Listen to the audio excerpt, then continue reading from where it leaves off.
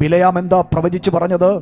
ഓ, ഗിരികളിൽ നിന്ന് ഞാൻ അതിനെ കാണുന്നു, കാട്ടുപോത്തിന് തുല്യമായ ബലമുണ്ട്, ജനമിതാ സിംഹിയെ പോലെ എഴുന്നേൽക്കുന്നു, ആറ്റിനരികത്ത് നിൽക്കുന്ന ചന്ദനവൃക്ഷം പോലെയാകുന്നു.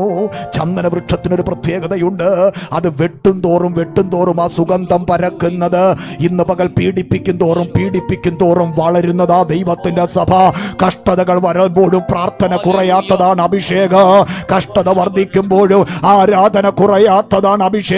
ഇന്ന് പകൽ എത്ര പേർക്ക് മനസ്സിലാകുന്നുണ്ട്? മിസ്രൈമിന്റെ ദേശത്ത്, ഗോശൻ ദേശത്ത് ഹല്ലേലൂയ ചിതറി കിടന്ന ജന രക്തത്തിന്റെ ശക്തിയാൽ അവർ ഒരു സൈന്യമായി എഴുന്നേറ്റപ്പോൾ ദേശത്തിലെ രാജാക്കന്മാരെ പോലും അമ്പരപ്പിക്കത്തക്കവണ്ണമുള്ള നിലകളിൽ അവരിൽ എന്തെന്നില്ലാത്ത ഒരു ശക്തി വ്യാപരിച്ചെങ്കിൽ ഇന്ന് പകൽ ദൈവത്തെ ആരാധിക്കുന്ന ദൈവജനത്തോട് പരിശുദ്ധാത്മാവിൽ ദൂത് പറയട്ടെ, നീ യേശു കർത്താവിന്റെ രക്തത്തിൽ ഇന്ന് പകൽ കടികൾ പ്രാപിച്ചാൽ ശത്രു നിന്നെ കാണുമ്പോൾ വിറയ്ക്കും. എത്ര പേർക്ക് ആഗ്രഹമുണ്ട് കർത്താവ് ഇന്ന് പകൽ പരിശുദ്ധാത്മാവിനെ